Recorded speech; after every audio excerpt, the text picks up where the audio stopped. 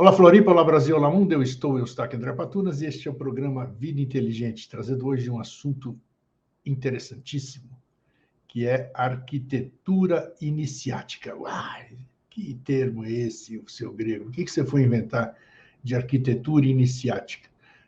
Não é questão de invenção, é porque pouca gente sabe que todos esses projetos arquitetônicos, principalmente da antiguidade, né, eles têm matemática no meio, eles têm Fibonacci, eles têm número de Deus, eles têm uma série de coisas e não foi construído aleatoriamente. Ah, que bonito essas colunas assim.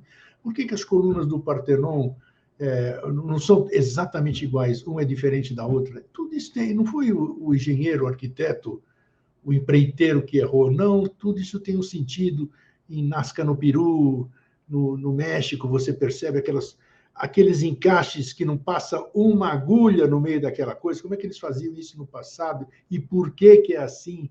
Tudo tem um sentido. E eu estou trazendo hoje aqui o René para falar conosco. René Monterrey, que é um homem estudioso, tem a sede do saber, e todo aquele que busca, certamente sempre encontra. Deixa eu trazer ele aí. Como é que você está, René? Tudo bem? Oi, Diego, tudo bom? Tudo tranquilo.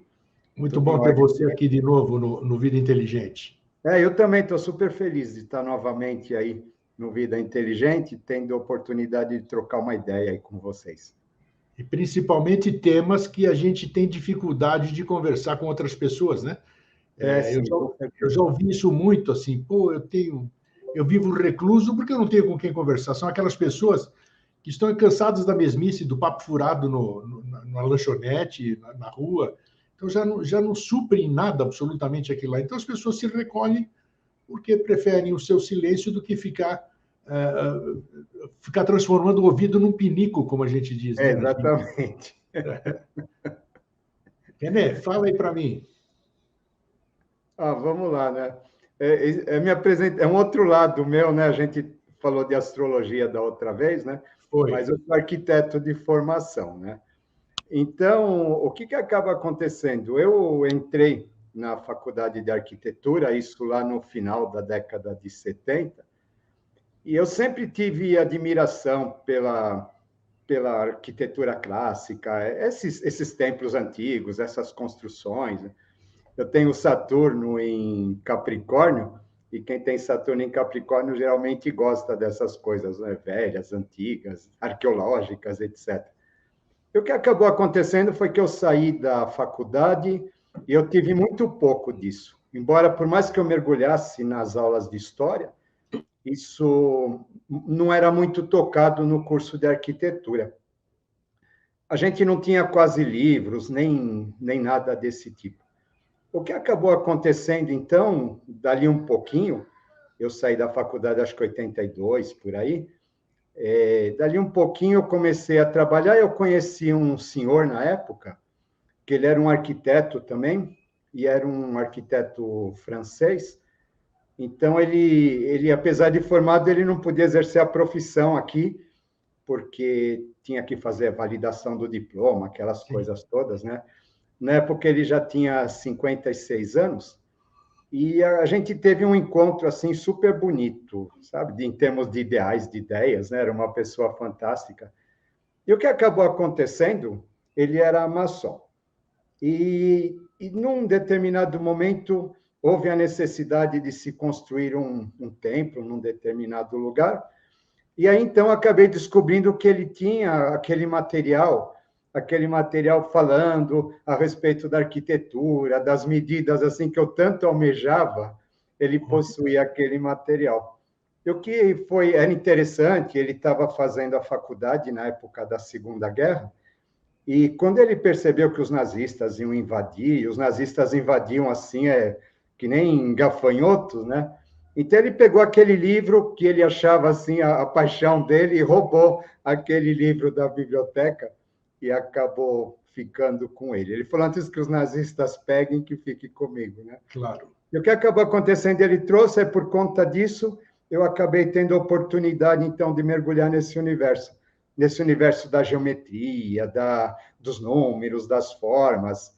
E depois de um tempo disso daí, isso eu tinha tido um contato teórico primeiro, depois fui ter um contato prático nos projetos lá dos templos, depois acabou aparecendo o departamento de Santo André, da eubiose, onde a gente tinha apenas um desenho da porta do departamento que o professor Henrique tinha deixado, e a partir do desenho da porta eu consegui entender a medida, e a partir daquela medida da base, que é o cânone que a gente vai falar aqui, então eu consegui desenvolver toda aquela arquitetura. Não brinca, quer dizer, através de uma simples porta você conseguiu visualizar. O professor só tinha deixado a porta com umas medidas, né?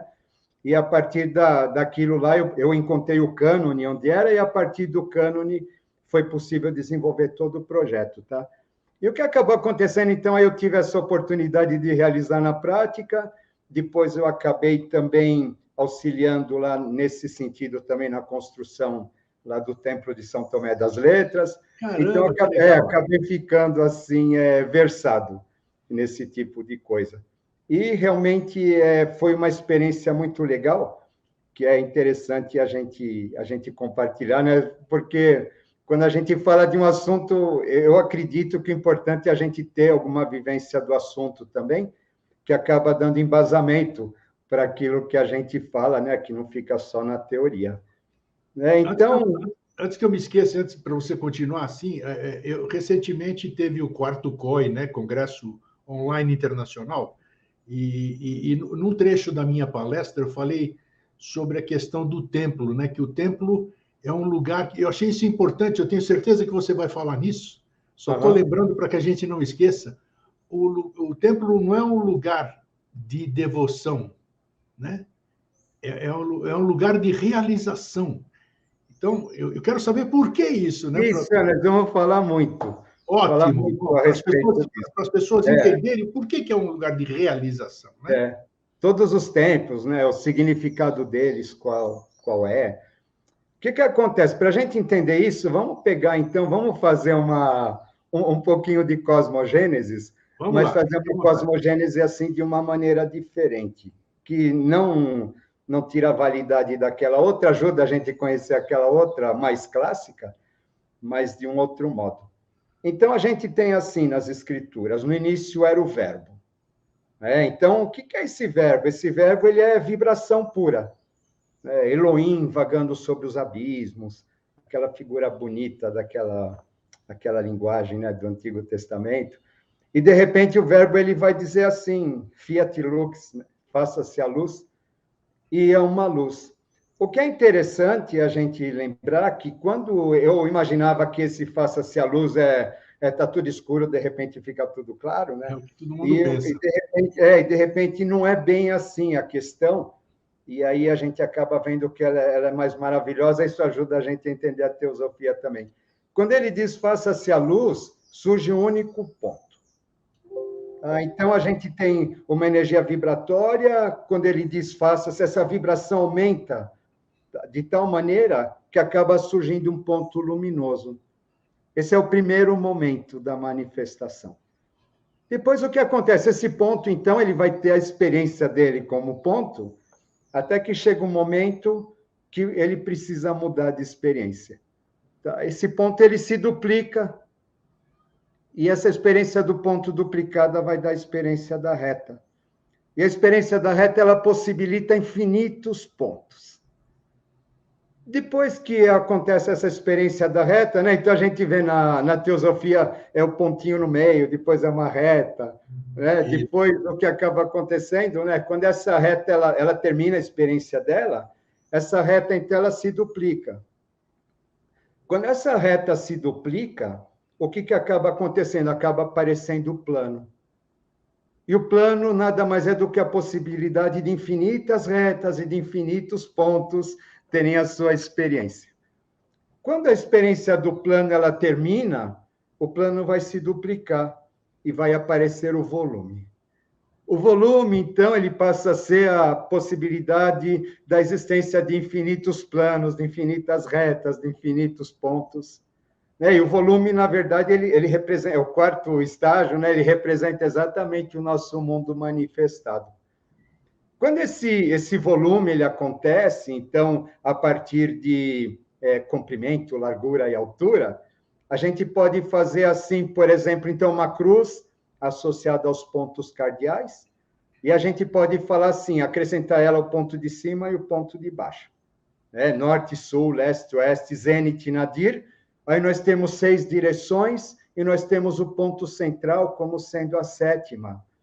Ou seja, a partir do volume, o setenário, né, que por sua vez representa a essência do 8º, etc., ele tem a capacidade de se manifestar. Tá? Isso acaba sendo super bonito, né? Porque a gente vai falar assim, a gente precisa do volume, né, dessa dimensão que a gente está vivendo para que isso possa acontecer. Agora, fica uma pergunta, talvez a próxima etapa ela seja a duplicação do volume, teoricamente, mas como seria essa duplicação do volume? Né? A gente põe uma casa do lado da outra, não é assim, né? Essa duplicação do volume, teoricamente, né, dentro disso, ela seria para dentro. Então, a gente vai falar de mundos interiores. Uma nova dimensão, o volume visto de uma outra maneira, o volume se voltando para dentro. Talvez as próximas etapas elas sejam um processo de interiorização. A gente não tem nem ideia do que seja, porque a gente não terminou essa, mas isso vai acontecer. Então, o que acaba acontecendo? Esse volume voltado para dentro, o volume ele acaba determinando que existe algo dentro dele que se realiza. Dentro desse volume, alguma coisa acontece, né? Associado a questões mais interiores, etc. Alguma coisa acontece. Para a gente entender um pouquinho mais disso daí, eu preciso contar uma historinha. Vamos lá. Eu tinha lá, como eu falei no vídeo passado, eu fazia lá, dirigia algumas cerimônias ritualísticas, e no grupo que eu estava, tinha 2 pessoas que elas eram videntes, mas uma não sabia da outra. Eu fazia questão de não contar nem para uma nem para outra, porque depois terminava lá as nossas reuniões, uma vinha e me contava uma historinha, olha, eu vi isso, vi aquilo, tal. Aí depois a outra vinha e contava, e eu percebia que batia, né? E não dava tempo das 2 se encontrarem, inventarem uma história, né? Eu, apesar de tudo, eu sou bem cético, tá? O que acabou acontecendo? Então, num determinado momento, a minha mãe morreu, num determinado momento da minha história, e naquele momento, quando eu dirigia aquelas reuniões, eu escutava do lado direito, assim, a minha mãe do meu lado, como se ela entoasse um mantra, alguma coisa desse tipo. Eu escutava a voz dela. Mas, de repente, podia ser impressão minha. Aí terminava a nossa reunião, vinha uma pessoa, essa, né, e dizia, nossa, Renê, que engraçado, sua mãe estava do seu lado, não sei o que, seu lado direito, né? Confirmava, né? Vinha outra, dizia a mesma coisa. Quando eu não sentia nada, elas diziam que não tinha acontecido. Era bem interessante. Até que um dia eu tive um sonho com a minha mãe, de que ela estava numa espécie de hospital, e eu levava a roupa dela, ela estava de alta, e eu falei para ela assim, eu vim te buscar, agora chegou a hora de você sair. E aí ela saiu, a gente se despediu, ela falou assim para mim, Renê, daqui para frente você já não pode mais vir onde eu estou, sou eu que vou chegar até você. E ela entrou numa espécie de um carro de vidro, assim, despediu e foi embora, tá? O que aconteceu, né? Não contei isso para ninguém. Depois desse sonho, então eu fui lá fazer meu trabalho, e o que acabou acontecendo, essas pessoas relataram para mim o seguinte, porque eu tinha impressão da minha mãe, mas não era, tinha alguma coisa diferente. As pessoas relataram o seguinte, nossa, Renê, que engraçado, só tinha um ponto luminoso do seu lado, vibrando ao som de um acorde. Tá, isso daqui me marcou muito, né? Porque essa coincidência do sonho, tudo, acabou sendo bastante interessante. Nossa, então, a gente a gente é um ponto, né, que, vibrando ao som de um acorde, né? Quando a gente faz essa terminologia que eu falei, essa analogia do ponto que vai virando reta, que vai virando plano, é o nosso próprio processo de manifestação. Cada um de nós é um pontinho, sei lá, uma estrela, alguma coisa desse tipo, vibrando, e ela vai passando por um processo consecutivo até ela se transformar em forma.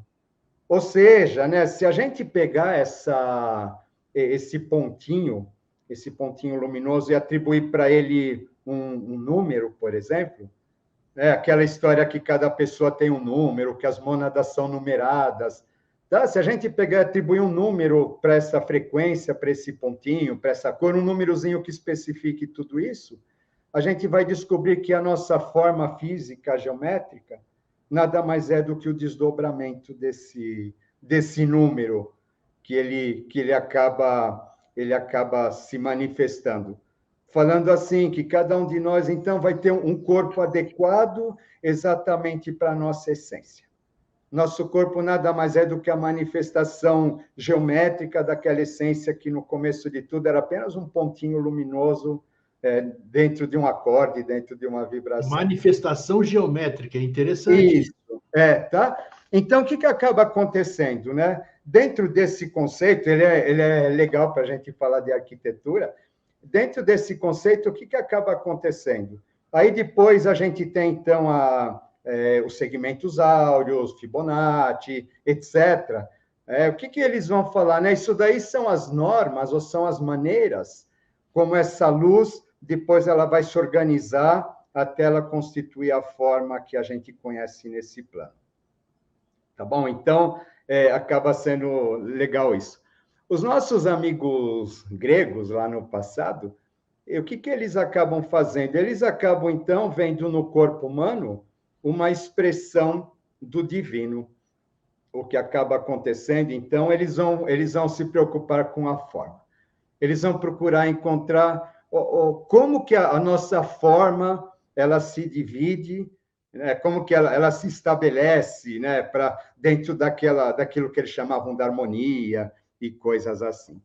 E o que vai acontecer dentro lá dos estudos pitagóricos, etc., eles vão acabar descobrindo que existe uma medida que é a medida base do nosso corpo, e que todo o resto da nossa estrutura ela é decorrente daquele número de base. Incrível, E esse número de base recebe o nome de cânone. Por quê? Né? Vai falar assim, olha, a partir dessa medida que tudo vai sendo reproduzido até chegar à formação do nosso corpo. E o melhor de tudo, comprovadamente, né? Comprovadamente.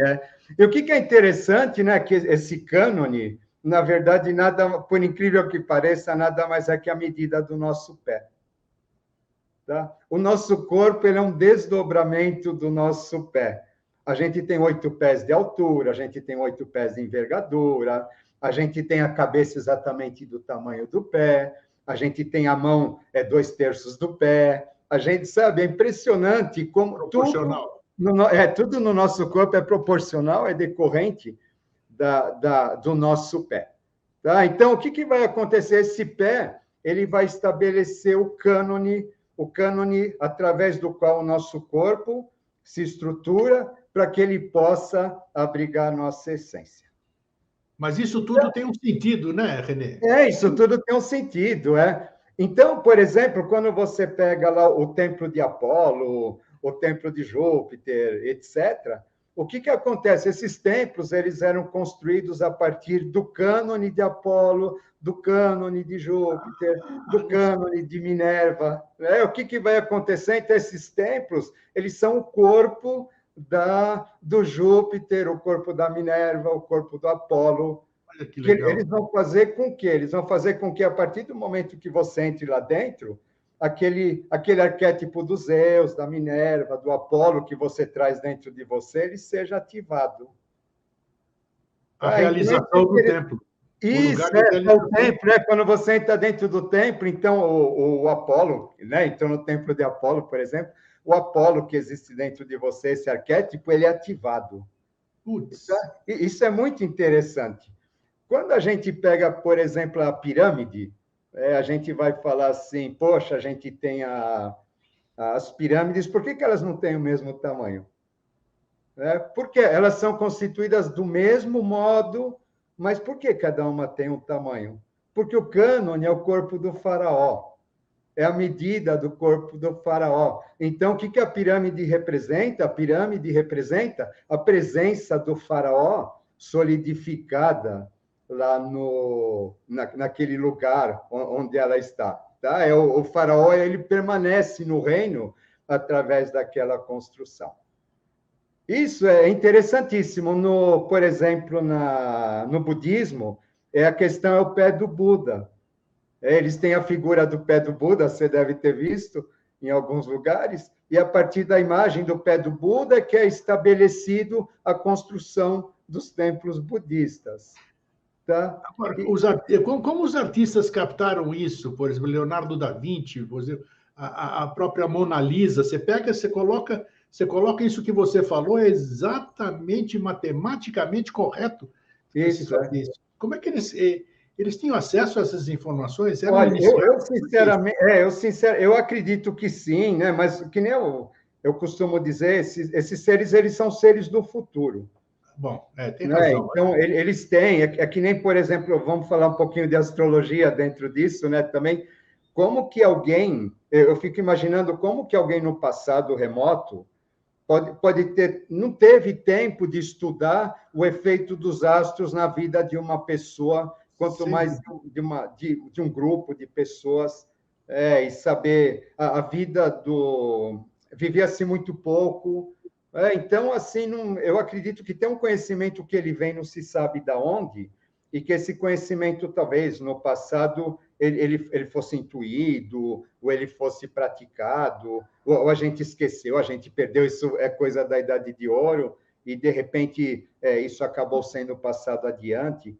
Então, antigamente, a gente tinha os sacerdotes, eles eram arquitetos, eram eles que determinavam as normas das construções daqueles templos.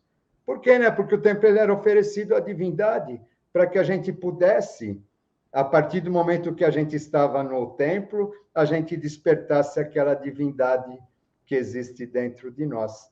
E o que acaba sendo interessante, então, o cânone que a gente fala, o cânone do reino, ele era estabelecido a partir do corpo do rei, da medida do corpo do rei. Então, quando eu digo assim, o Templo de Salomão com aquelas medidas que ele estabelece, tantos pés, tantos côvados. Aliás, é interessante, a medida pés é o nosso pé mesmo, a medida côvado é o nosso cotovelo, a gente vai ter as braças, as medidas da antiguidade, todas elas são correspondentes ao corpo humano, porque não havia um sistema métrico. Então, quando um rei ele assumia o posto, o que acabava acontecendo, o cânone, ou seja, o padrão de todas as construções, ele acabava sendo estabelecido a partir do corpo do rei. Então, cada reino tinha seu próprio cânone. Isso acaba sendo interessante porque, então, eles vão construir depois o que eles construírem lá dentro daquele reino, naquele período, aquilo vai representar a figura do rei.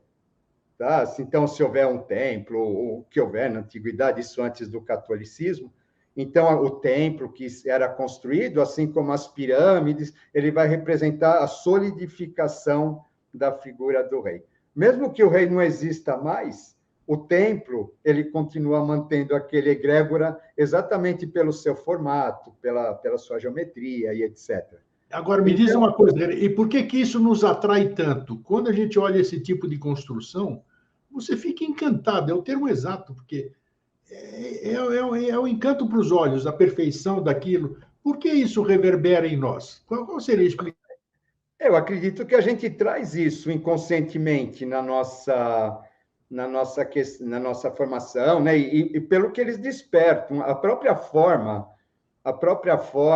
é inconsciente, a própria geometria, a forma, etc., ela vai despertar na gente aqueles valores aos quais eles estão a gente pode reconhecer, então, a gente pode saber, então, como era Quéops, como era o Tutankhamon, por exemplo, se nós estamos falando de pirâmides, né? Sei. a gente vê a gente consegue sentir o ser na obra dele. Seria mais ou menos o que eu acho interessante, então, por exemplo, assim, aí a função das ritualísticas. A gente tem toda uma estrutura de formação que ela vai... A gente tem o nosso eu profundo, aquele primeiro eu que surgiu lá na primeira manifestação, que é interessante. Os chineses, eles cultivavam os ancestrais, né? Os romanos também, isso. as lares, porque quanto mais remoto é o nosso ancestral, mais perto de Deus ele é. Então, Adão é o primeiro antepassado, assim, que ele é filho, ele é o direto, né, de Deus, tá? Então, o que vai acontecer com a gente, de um certo modo, é a mesma coisa. A gente tem as nossas vidas lá de trás, de quando a gente se manifestou, e a gente passou pela Atlântida, a gente passou pelo Egito, passou pela Grécia, a gente teve tudo isso. Isso daí fica depositado no nosso inconsciente, assim, é como se fossem camadas arqueológicas, né? onde todas essas experiências são depositadas. Quando a gente entra em contato com algo desse tipo, aquela memória que está lá atrás, ela é ativada. Sabe? Quando aquilo é ativado, então, aquele conteúdo, ele faz que nem uma erupção de um vulcão, alguma coisa assim, e ele acaba aparecendo. Até um déjà vu, provoca um déjà vu muitas vezes. Sim. Né? Por quê? Porque a gente, para entender um pouquinho a nossa memória, como funciona, é a homeopatia, porque a homeopatia ela vai falar assim, a gente tem uma tintura mãe, né? Por exemplo, eu tenho gripe, né? Então a homeopatia vai falar, olha, o que eu estando em bom estado, né? Estando saudável, vai me manifestar o sintoma da gripe. Então, um exemplo, a cebola. Quando eu descasco cebola, eu lacrimejo, eu tenho escorrimentos, eu fico, né, semelhante a um estado gripal. Então, a partir da cebola, a gente vai fazer uma tintura mãe. Essa tintura mãe vai ser dinamizada né, em vários processos, até chegar no remédio homeopático. Né? Só que, assim, quanto mais diluída ela é, mais profundo ela caminha na nossa formação energética.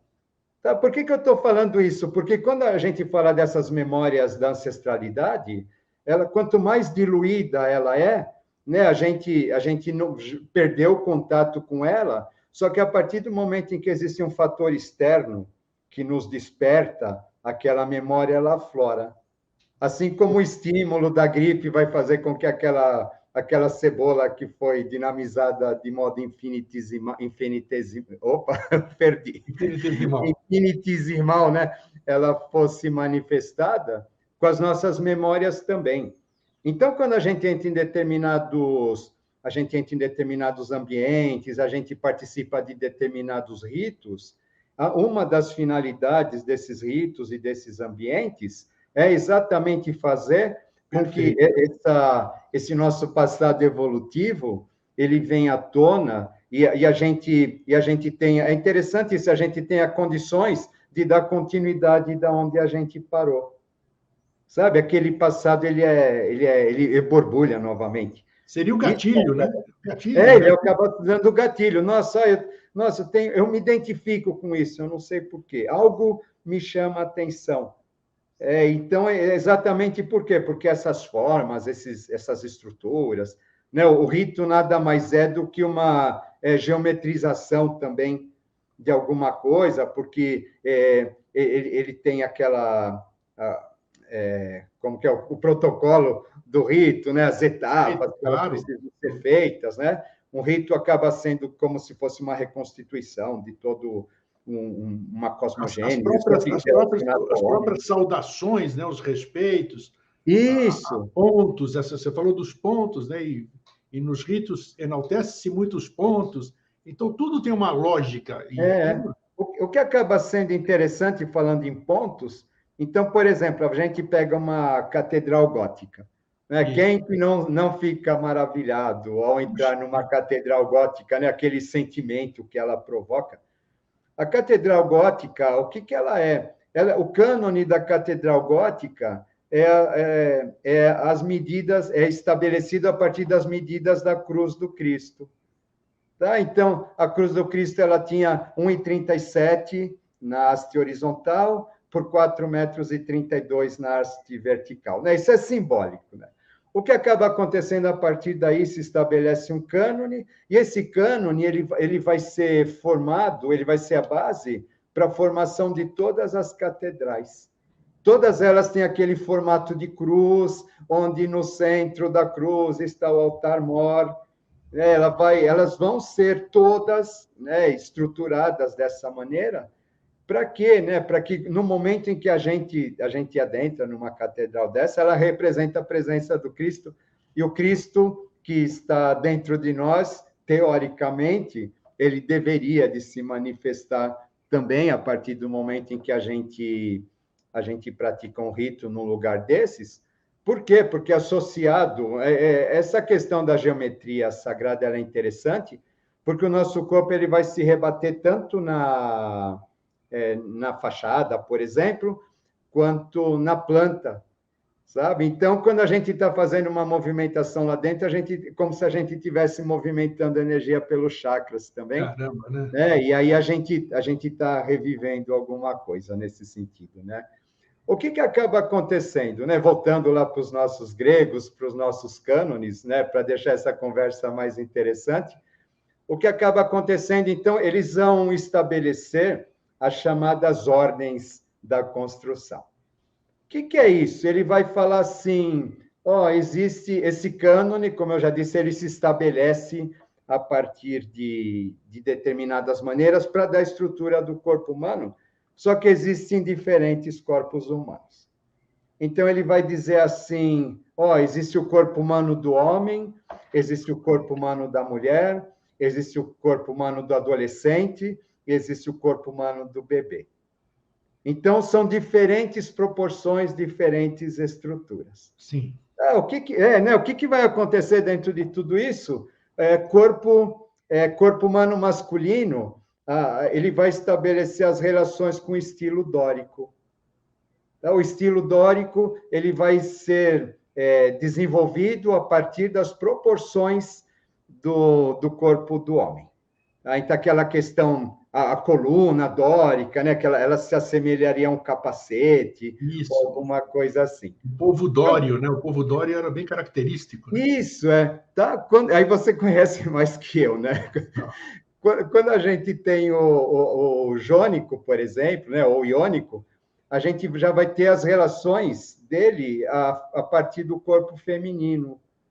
Então, aquela coluna, o capitel, ele já ganha aquelas volutas, né, semelhante às tranças femininas, né, para lembrar que aquela estrutura ela está associada ao corpo feminino, às proporções do corpo feminino. Quando a gente tem o Corinto, então, ele é todo enfeitado, né? Ele já vai estar associado à questão do corpo do adolescente. O adolescente se enfeita, se arruma, aquele capitel ornamentado de folhas, como se fossem as coroas de louro dos atletas. Então, ela vai falar assim, olha, aqui, né, a gente tem o Corinto. Né? E depois, mais tarde, já não é grego, mais tarde a gente vai ter a ordem da Toscana, e a Toscana ela vai estar associada ao corpo do bebê. Então, ela é toda redondinha, assim, toda cheia de voltinhas, sabe? Aqueles balaústres, assim, né? Tá? Por quê? Né? Porque o corpo do bebê é assim, é uma coisa toda redondinha, cheia de dobrinhas, e a arquitetura vai acabar reproduzindo isso. Por que eu estou falando, né? Então, quando eu estou dentro de um espaço dórico, eu estou entrando em contato com o meu princípio masculino. Quando eu estou num espaço iônico, eu estou entrando em contato com o meu princípio feminino. Quando eu estou num espaço corinto, eu estou entrando em contato com o adolescente que existe dentro de mim. Tá? E quando eu estou, né, num espaço ou lidando com elementos toscanos, eu estou entrando em contato com a criança, né, ou talvez com a divindade que exista dentro de mim. O que é interessante, né, dentro das minhas caminhadas aí, no meio de tudo isso, então, uma época que eu estava fazendo esses estudos, eu tive permissão de medir o Templo de São Lourenço. Olha. O que é interessante, o Templo de São Lourenço ele é aparentemente dórico, né? Aquelas 6 colunas, ele é completamente dórico pelo lado de fora. Porém, quando a gente chega lá dentro, a estrutura ela é corinta numa parte, a parte interna do santuário, ela possui uma estrutura corinta, a cúpula é jônica e o altar é toscano, tá? O que acaba acontecendo, né? Quando eu entro como um homem, né, Olha só, do lado de fora, quando eu estou lá dentro do santuário, o arquétipo do adolescente de 15 primaveras, ele acaba sendo ativado dentro de mim, tá? Juntamente com a cúpula associada a questões de segundo trono e etc. E quando eu olho para o altar, o que eu estou vendo? Eu estou vendo a divindade, eu estou vendo a criança. Tá? Então, é super bonito isso, né? Porque você fala assim, como que o espaço ele está contando uma história assim enorme, né? Do adolescente, da divindade, etc. Né? Todos aqueles arquétipos que a gente estuda, eles estão lá plasmados naquele espaço. Eles estão lá, assim, despertando na gente aquele mito ao qual ele se refere. A realização que nós falamos no começo, né? Isso, sabe? Ele realiza. Né? Ele realiza, né? O que é interessante, né? Então, o templo, ele é fundado, ele é inaugurado no mesmo dia do nascimento de Maitreya, né? Então, ele fala lá, 24 de fevereiro de 49. Então, o templo é Maitreya. É o corpo, né? Ele é a forma, ele é geométrica, ele é o corpo do Avatara. Assim como, então, aquele obelisco, né? Todos aqueles que chegam nesse ponto, né? De 23 para 24 graus, etc. Né? Por quê? Né? Porque ali você já entrou em contato com o Avatara. Aquela própria forma, ela vai manifestar em você a semente da nova era, que, né, a partir daquele momento, ela passa a agir a partir de cada um de nós, né? Independente da gente entrar, participar de um rito ou não. É como se fosse assim, a Catedral Gótica, onde ela vai despertar na gente toda aquela questão ligada ao Cristo, ao Gólgota, né? Aqueles valores todos, ela vai acabar nos trazendo isso, né? Então, a gente vai ter, nos templos em geral, cada um deles mantendo a presença daquilo que eles representam, né? Mas o que é interessante, o modo como a construção é feito, o modo como essa estrutura ela é estabelecida, elas não só elas são uma simples forma assim de manutenção de uma essência, como na verdade elas nos contam toda a história relacionada àquele movimento.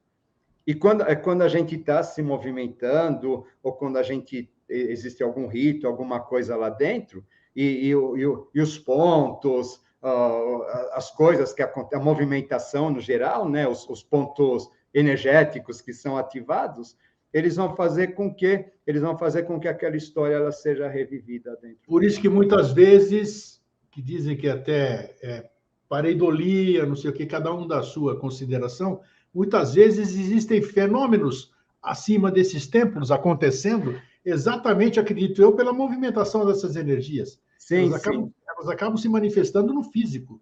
Sim. Porque o que são esses templos, né? Eles são a manutenção Geradores. da presença. Geradores.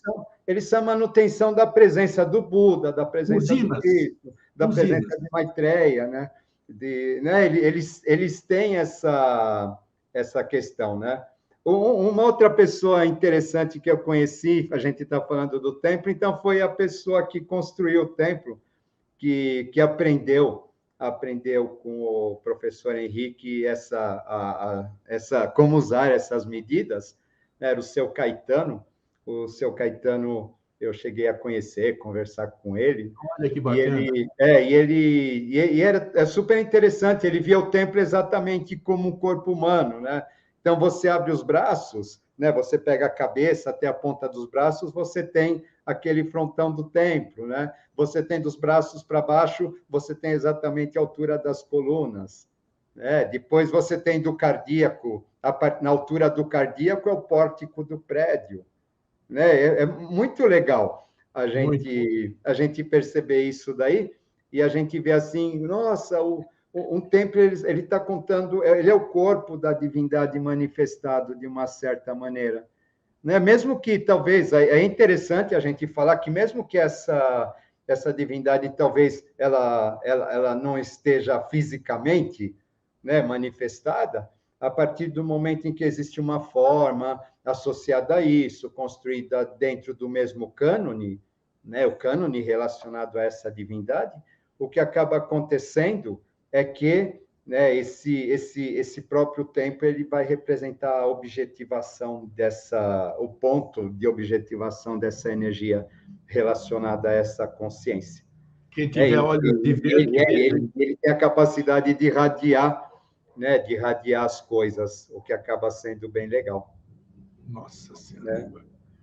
Então, a gente vê assim, poxa, então, quando a gente vai ver as pirâmides lá dos astecas, quando a gente vai ver lá no Peru também, os incas, quando a gente vai para o Egito, quando a gente vai para a Grécia, o que acaba sendo bonito, esses pontos, eles acabam sendo a manutenção daquela consciência que foi adquirida naquele momento. E ela está lá acessível, né? Acessível para quem consegue. Ela está lá para ser desperta, muito louco, 2.000 anos, 3, sei lá, ela está lá ainda para ser desperta dentro da gente.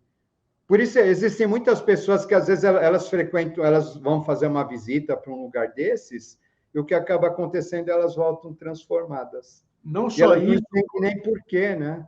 Não só isso, como eu tenho relatos pessoais, assim, gente falando para mim, que é uma pessoa normal assim, de repente entra num templo do Egito e endoida, se manifesta, incorpora, entre aspas, vamos chamar de incorporação para ficar entendido, ou começa a falar uma língua estranha, uma xenoglossia. Então, exatamente isso, está aí a explicação do porquê acontece isso, né? Porque ativou nela aquela memória que está naquele lugar que ela visitou e que tem muito a ver com cada um. Porque, às vezes, assim, por que a gente procura alguma coisa hoje? A gente procura alguma coisa hoje porque a gente já teve contato com aquilo. Não tenha dúvida. Num determinado momento. Ninguém vai procurar aquilo que nunca teve contato, que não sabe o que é. Ou que não gosta. Num determinado momento, a gente teve em contato em alguma civilização, em algum lugar do planeta, etc. Houve esse contato com essa divindade, entre aspas, e o que acaba acontecendo, a gente acaba procurando aquilo sempre. Então, quando a gente retorna para um templo, para algum local assim, onde, de repente, talvez tenha sido o ponto de origem do nosso contato, da nossa comunhão com a divindade, de alguma maneira, o que acaba acontecendo, aquele conteúdo, sim, aquele conteúdo, ele aflora.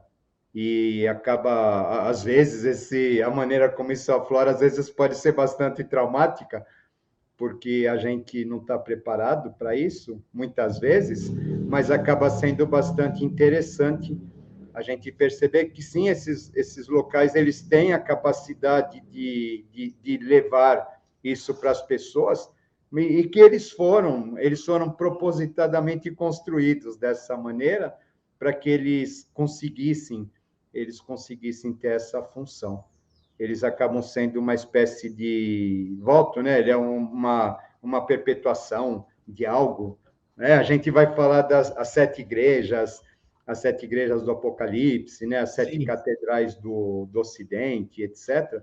Né? Cada uma delas relacionada a um cânone específico, cada cânone específico relacionado a um raio planetário, né? E cada uma delas, através desse cânone, tocando a gente naquele ponto que talvez esteja associado a um chakra, ou algum corpo, ou alguma coisa, né? Mas eu acho que primeiro, então, a gente tem os chakras, a gente tem os vários corpos, né? Eu acredito que eles tocam exatamente nos corpos, nesses nossos corpos sutis, né? E a partir disso, isso vai reverberando, assim, de fora para dentro, até chegar no nosso interior. E o contrário também, do micro para o macrocosmo, né? É o contrário, depois é um movimento, primeiro a gente vai no templo, aí é um movimento de fora para dentro, né? Isso. E depois disso, depois que o movimento de fora para dentro acontece, ele provoca um despertar, e esse despertar vai proporcionar, vai causar uma expansão, uma busca, que aí passa a ser de dentro para fora. O templo ele tem um papel bastante interessante, né? E a gente precisa entender que todos, né? Eles não são apenas uma construção bonita. Que bonito! Nossa, eles tinham aquele conhecimento de escultura maravilhoso, eles tinham aquele conhecimento de arquitetura, talvez, como na antiguidade demoravam 200 anos para fazer uma catedral, né? Gerações sucessivas, né? As pessoas trabalhavam sabendo que elas não iam viver o suficiente para ver aquilo pronto, né? E aqueles arcos góticos, aquelas estruturas maravilhosas, e você fala assim, né? Para que aquilo? Aquilo, por trás de tudo aquilo, tem todo um ideal, né? Que eu não estou construindo apenas uma igreja, né? Eu estou construindo o corpo de algo divino que vai se manifestar na Terra, e a partir do momento em que ele se manifesta na Terra, ele tem a capacidade de despertar, né? a tudo aquilo que acontece, que está no redor, né? Daquele ponto acaba irradiando, e coisas assim. Na verdade, os humanos nunca mais são os mesmos quando eles entram em contato com alguma coisa desse tipo. Na verdade, está tudo aí, a gente que não compreende a grandeza do que você está vendo, do que você está sentindo. E até você descobrir isso é o que a gente é. A gente fica perdido, digamos assim. E, por falar nisso, esse termo, o grande arquiteto do universo, cada um entende essa forma do jeito que quiser, né? Uns chamam de Deus, outros chamam disso, outros chamam daquilo, mas tem um sentido, né? O grande arquiteto do universo. O que é arquiteto? Arquitetura. Né? Eu acho que o termo arquitetura é exatamente isso tudo que a gente está falando. Né? Exatamente. Porque não é simplesmente construção. Existe a construção, existe a arquitetura. Essa questão, assim, quando eu falo arquitetura, eu estou falando de uma mente que está por trás daquela construção, né? De uma ideia, de alguma coisa que está por trás dessa construção, e não apenas a construção em si. Então, aí dentro desse conceito todo, né, você vê do ponto, que vira reta, que vira plano, etc., você vai vendo que todo mundo manifestado, ele acaba sendo arquitetado de uma certa maneira, né, mas por uma inteligência que, assim, sinceramente, quanto mais eu vejo essas coisas, essa coisa do corpo humano, do céu, da astrologia, etc., quanto mais eu vejo tudo isso, mais eu vejo que menos eu sei, menos eu compreendo, porque a maneira como tudo existe, tudo se manifesta, realmente ela acaba sendo, assim, a expressão de uma inteligência para nós completamente. Não tenho dúvida, porque é matemática pura. Matemática não é nada. Então, tem uma inteligência por trás. Como denominar essa inteligência? Cada um, dentro do seu entendimento, dá o nome que quiser. Mas que existe uma... E agora, né? Aí tem a questão dos números, né? Então, aí volta para os pitagóricos, né? O número ele é uma representação de toda uma ideia.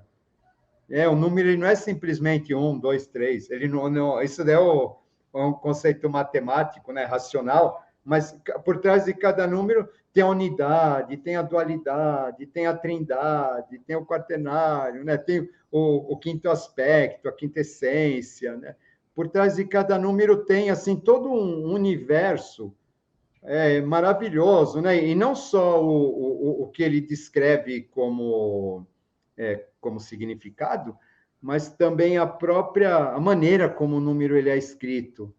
Então, por exemplo, a gente tem o 6 é o feto, o 6 ele vai representar o homem no momento em que ele nasce, e a partir do momento em que ele nasce, os dois mundos se encontram, o mundo divino e o mundo terreno, eles acabam se manifestando.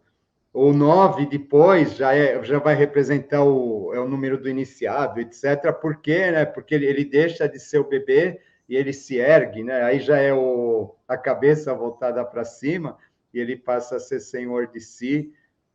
Então, quando a gente começa a entender que não só os números, mas a maneira, o desenho que eles têm, sabe? O que isso daqui acaba representando, a gente vê que, assim, existe uma inteligência absurda por trás de tudo isso, mas como a gente já pega a coisa pronta, a gente não sabe o que existe por trás daquilo, a gente acaba, talvez, não dando valor.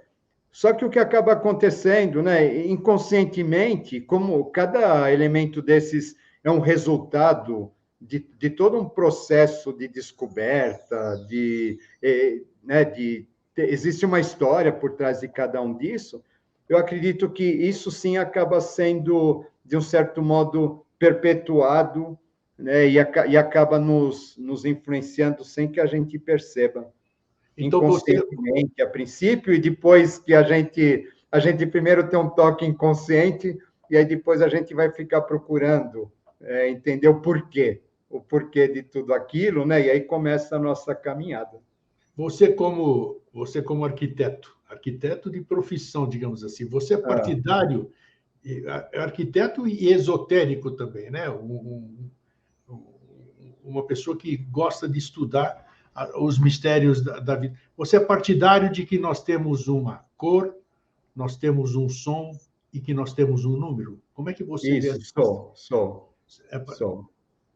E através disso seria a minha identidade, a identidade de cada um. Isso. Tá, é interessante, porque, por exemplo, a gente tem lá, 12 notas musicais, né? A gente tem, né, tem 7 mais 5, né? As oitavas. O que acaba acontecendo, né? Então, dentro desses aspectos, a gente estabelece os acordes. Sim. Tá, né? Que é um conjunto de 3 notas, né? Então, o que acaba acontecendo? Cada um de nós, acho que eu não entendo como uma nota, mas cada um de nós como um acorde. Tá? Porque o acorde ele é basicamente formado de 3 notas, então a gente teria o nosso aspecto trino vibrando através de uma luz, de uma determinada cor e um acorde, sabe? Então, de repente, se a gente entendesse assim, né, a gente entendesse que as consciências são estrelas, né? Então, e cada uma delas emitindo um acorde, uma luz, né? Se a gente tivesse olhos para ver, tivesse ouvidos para ouvir, a gente teria a capacidade de ter uma visão esplendorosa do universo, né? E de tudo aquilo que existe. Né? Mas a gente acaba vendo o lado mais denso, né? O ser humano tem essa capacidade desenvolvida de descobrir isso? Olha, eu acredito que a meta é essa, tá?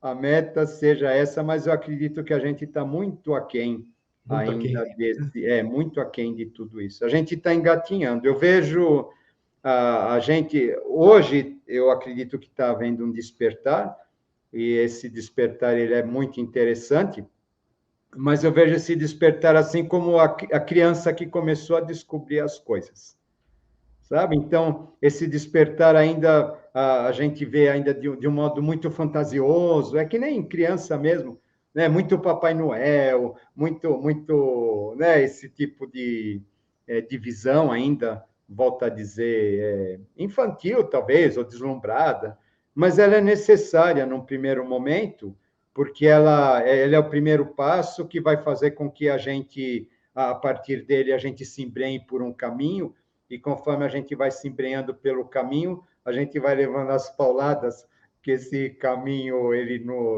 nos obriga, e a partir daí a gente vai conseguindo obter a maturidade espiritual. Então eu vejo isso. Hoje a gente se assusta, eu vejo assim tudo muito deturpado, muito fantasioso. Eu fico assustado, às vezes eu critico até nos meus vídeos, e fala assim, não, mas não acredito em tanto nisso, etc. Mas faz parte do processo que a gente está passando, porque é um processo de descoberta. A descoberta, a princípio, ela é fantasiosa, de certo modo, mas ela é necessária que ela comece por aí. Tem que ter um Né? Que começo. nem contos de fadas, você tem lá a Branca de Neve, a Bela Adormecida. Os simbolismos. Simbolismo, né? Eles são arquétipos do nosso inconsciente maravilhosos, né? Alibaba. Os mitos das antiguidades, né? Dos gregos, dos persas, dos egípcios, etc. Né? Eles vão contar histórias, todas elas associadas ao nosso desenvolvimento. E o que acaba acontecendo, esses mitos, esses mitos eles ficam registrados em estruturas geométricas, né, templos e coisas desse tipo, né, que vão fazer com que, a partir do momento em que a gente, de um certo modo, entre em contato com eles, esses arquétipos, esses mitos, eles se inquietam dentro de nós e eles acabam despertando e eles acabam, de certo modo, fazendo com que a gente tenha um tipo de transformação, que a gente tenha uma nova percepção, que a gente comece a atrair, então, a questão da lei da atração, a gente começa a atrair circunstâncias para a nossa vida, para que a gente desenvolva aquela experiência. A gente vai falar de causalidade, né? Mas, na verdade, por quê? Né? A partir do momento que eu estou vibrando aquilo, o que acaba acontecendo, começam a aparecer, então, os meios para que eu aprenda aquela lição.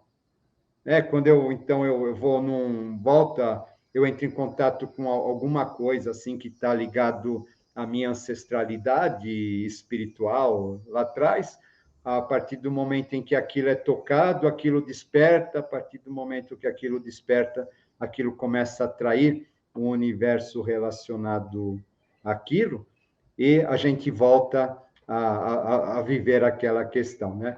Aí o simbolismo da taça do grau, né? Que a taça do grau, o que ela vai fazer? A taça do grau ela é interessante, porque, né, ela é toscana, né? Ela é uma criancinha, né? Cheia de curvinhas, etc. Né? Mas o que acaba acontecendo é que a taça do grau, o que ela é? Ela deposita dentro dela todas as experiências de todos os avatares, né? Que ela foi recolhendo sangue, as lágrimas, né? Aquele simbolismo do grau bonito, né? Representa o quê? Né? Aquelas experiências, elas são depositadas lá, né? E para que elas são depositadas? Para que o avatar que vier depois, né? Isso a gente está falando do ciclo do grau, né? O avatar que vem depois, então, ele bebe simbolicamente aquela experiência, né? A consciência dele é retomada até o ponto onde aquele que o antecedeu parou. Então, quando, por exemplo, aquele simbolismo da Santa Ceia, o simbolismo da Santa Ceia, onde a taça que se bebe na taça, significa a retomada da consciência dos compromissos com o passado, que depois, mais lá na frente, no Pentecostes, vai surgir como línguas de fogo na cabeça de cada um. O simbolismo do lava-pés, né? Jesus vai lavar o pé dos apóstolos, né? A gente já sabe que o pé representa a nossa medida, que representa a nossa estrutura, daquele primeiro pontinho luminoso do acorde, etc., né? Significa o quê? Né? Significa a divindade ativando, tirando as impurezas, né, humanas, etc., né? A divindade ativando aquele ponto, né, em cada um dos discípulos, né, para que depois aqueles discípulos eles pudessem dar continuidade àquela verdade, aquilo que ele deixou para as pessoas, né, para a humanidade no geral. Né? Você vê que é um simbolismo riquíssimo, né, que a gente tem dentro de tudo isso e que a gente acaba não percebendo, mas a historinha vai passando adiante até o dia que a gente vai perceber. Para a gente finalizar, eu não posso finalizar de outra forma. O tempo voa, quando o assunto é maravilhoso, o tempo voa. O iniciante, o discípulo, como é que o discípulo pode construir o seu templo? Quais são os caminhos? Como é que ele entra em conexão com tudo isso que nós falamos hoje para ele construir o seu próprio templo? Né? Exatamente, eu acho que é o trabalho de cada um. Você vai fazer iniciação, você entra numa escola iniciática para se construir. Eu quero me construir como ser, né? E a partir daí reverberar, passar para outros. Né? Primeiro eu. Primeiro então. eu. Olha, aí acho que daria um programa à parte. Claro que dá, mas... Porque, assim, o que acontece, né? É construir ou reconstruir? Tá reconstruir, né? Porque primeiro, é isso que é a parte difícil que ninguém aceita, talvez. Primeiro é preciso que a gente faça uma avaliação da estrutura, vamos falar em termos construtivos, fazer uma avaliação da estrutura, demolir aquilo que já não está mais de acordo. Não tem uma frase, reconstruir é o brado que nos compete? Isso. Então, por quê, né? Porque primeiro tem que demolir. Perfeito. Aí é que tá. Esse que é o mais difícil. Aquela história da alquimia, construir, destruir, né? Isso. Primeiro tem que demolir, né? Só que, assim, a grande maioria das pessoas, elas têm uma ideia de que simplesmente vai haver um despertar e vai haver uma iluminação, etc. Isso não acontece dessa maneira, porque, primeiro, é necessário que a gente... aquela história, sabe? Morre, vai aos infernos, ressuscita ao terceiro dia. É necessário que haja alguma coisa desse tipo. Que a gente passe por um processo profundo de reformulação, onde, a partir desse processo de reformulação, tudo aquilo que não esteja de acordo acaba sendo demolido, mas estou falando assim em termos de estrutura psíquica, de tudo, sabe? A gente passa obrigatoriamente por uma morte. Essa questão da morte, ela acaba aparecendo, né? Porque é necessário que a gente morra para que a gente possa renascer. E esse morrer, ele é sempre doloroso, porque, infelizmente, a gente não aprende de outra maneira a não ser pela dor. Infelizmente. A gente não tem essa... se está tudo bem, ninguém se mexe. Não. Infelizmente. Quando eu vou ter um problema, vou ter alguma coisa, aquilo vai obrigar eu a me mexer. E o processo todo, né, do autoconhecimento significa, assim, construir o nosso próprio templo, né? Ele acaba partindo de uma necessidade de que haja uma revisão dos alicerces, das estruturas. E quando a gente está falando isso, a gente está falando na nossa formação personalística, na nossa formação, né? E a partir daquilo, então, a gente vai se reconstruir por nós mesmos, a partir daquilo que a gente aprende, daquilo que a gente sabe, daquilo que a gente passa a vislumbrar desde então.